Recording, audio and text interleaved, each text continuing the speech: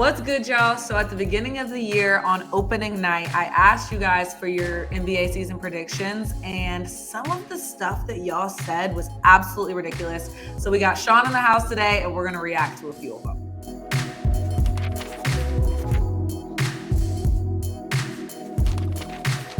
All right, Sean, to say that this season didn't go as expected would be an understatement. But before we get into these predictions, I just want to ask, did you have any crazy expectations going into the season?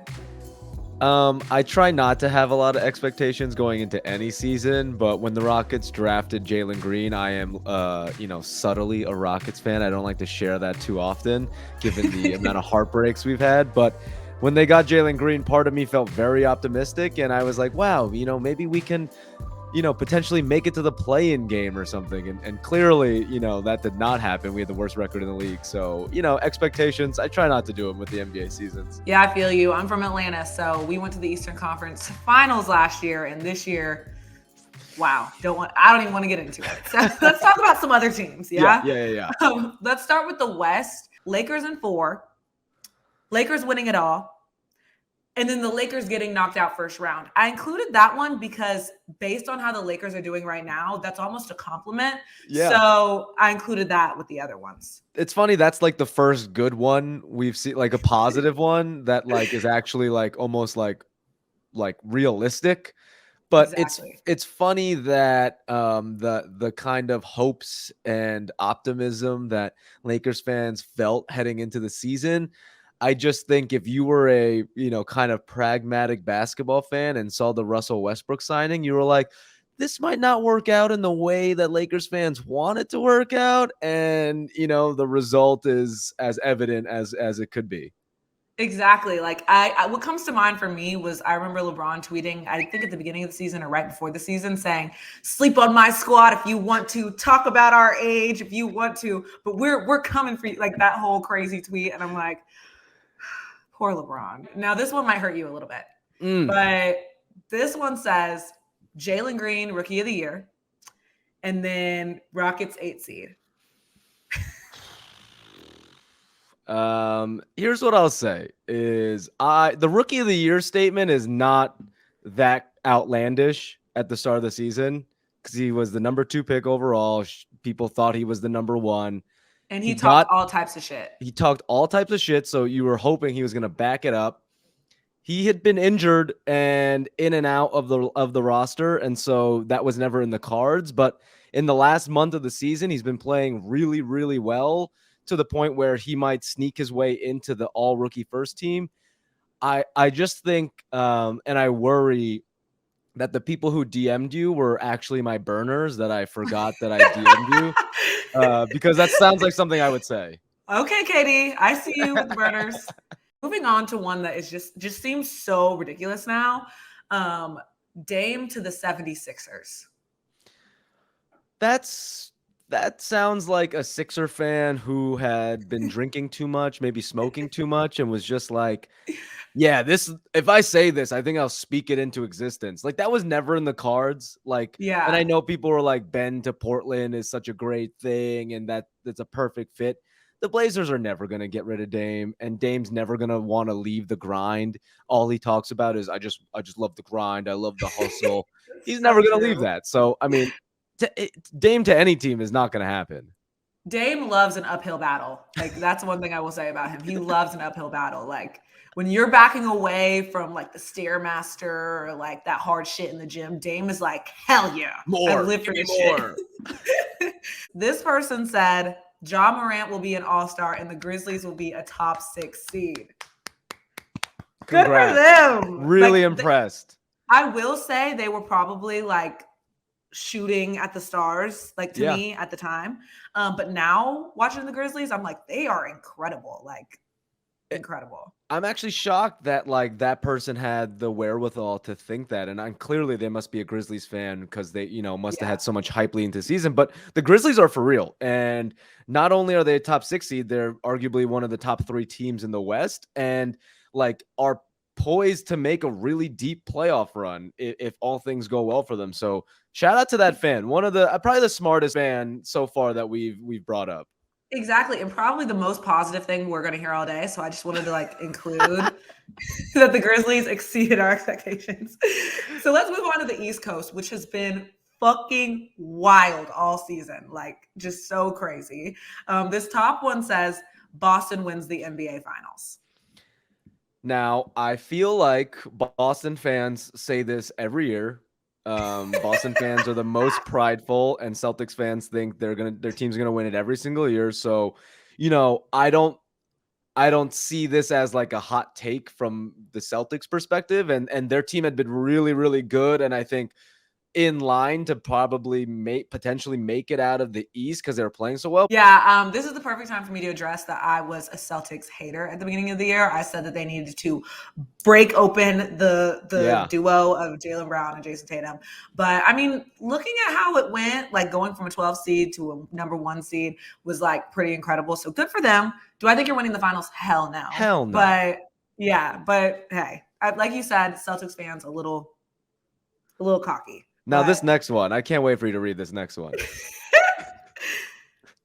Pistons winning the finals. Yeah, Detroit. I just can't imagine the fan at the start of the season looking at that roster and then having the courage to DM you and say, I really think this is our year with this roster. Like, what? Mind you, this is not the only Pistons one I got. Like, this is like the craziest one, but like a few of them were like, oh, Pistons making the playoffs, Pistons doing this, Pistons doing like just Pistons fans with so much hope. If you give them an inch, they'll take a mile, and they deserve to because it's been rough out there. But Right. damn, the finals, come on. I love to torture Knicks fans. Maybe it's because I'm from Atlanta, but I love to torture you guys. And this one says Knicks making the Eastern Conference Finals. Which is it is in the same way that the last Celtics one was classic Celtics. This is classic Knicks. Every year, I think most Knicks fans, there's two buckets, right? There's fans that are like dreading the season, and then there's fans that are really optimistic. And coming off of last season, I think Knicks fans had more optimism on their side. And now, fast forward to present day, they're booing Julius Randle at basketball, at home games. I was just about to say there's only one bucket. By the way, I think that shit is crazy. Booing your own star player in your own arena is crazy as shit to me. Awful. But there's only one bucket of Knicks fans right now, and they're people who hate Julius Randle. I mean, y'all do not like him. I've never seen anything like it. I mean, you guys like, I remember so many Knicks fans were like, yeah, thank God we signed him. Like, he played really well for us. You know, what a foundational player, like perfect Thibs guy. And in classic Knicks fashion, just like a snap of the finger, they turned on him with pitchforks and like just literally wanting him to leave the city completely. Knicks fans are crazy. Like, they're all out of their minds, and this season has been a really obvious look at that of like, these guys are unstable. I will say, not saying he deserves that treatment because nobody does, but the way he played in the playoffs against the Hawks last year, come on now. Like, it was really terrible. So he's the classic, like, he got the bag, and now he's like, I'm good. Yeah, and one thing I do want to mention about a common theme this season, as a biased Atlanta person, the way that Trae Young kind of shook up the Eastern Conference, not to give him all the credit, but like, come on now. Like, the way that this Eastern Conference got shook up after everyone faced Atlanta last year, got to give credit where credit's due. I'm not going to deny you there. Now, Sean, to close, I want to ask you of the regular season, since it's coming to an end, and this season has been so fucking crazy. I want to know what your favorite memory of this season has been. You know, there's been a lot of weird moments, a lot of big injuries, you know, Laker fans going crazy, you know, people, you know, surprise teams like the Grizzlies and stuff. But, you know, I want to shout out, and I think this moment, you know, for me, and it's a really small moment, but to me, it makes like, it shows what I love about basketball is Jose Alvarado on the Pelicans and his coming from the G League. It's a strange moment that I'm bringing up, but the moment where like the clip of him where I forgot what point guard it was being like, number one, who is that guy? Can he shoot? Oh, Yes. it was D'Angelo Russell being like, "Can he shoot?" And Jose Alvaro's mic'd up and he says, "Yeah, I can shoot." And like 2 possessions later, he makes a bucket. He's been doing this thing where he hides out in the baseline and steals balls from players on the inbound. He just got a big contract from the Pelicans. I just like stories like that where It's wholesome. It's wholesome. it's to wholesome, and watch. the kind of like young, hardworking player finally gets the deserved paycheck that he needs. And shout out to him and shout out to little moments like that. And you gotta know, like, it takes so much to get to the NBA. Like, there's Impossible. like a very small sample size of guys who actually make it there. So to make it there is crazy. Yeah. How about you? What's your favorite moment? It's gotta be when Steph Curry broke the 3-point record, just because it was like witnessing history. And Steph Curry is my favorite player. So to just see everybody agree on something in one moment, that Steph Curry is the greatest shooter of all time, undoubtedly, was just incredible. So I loved that game.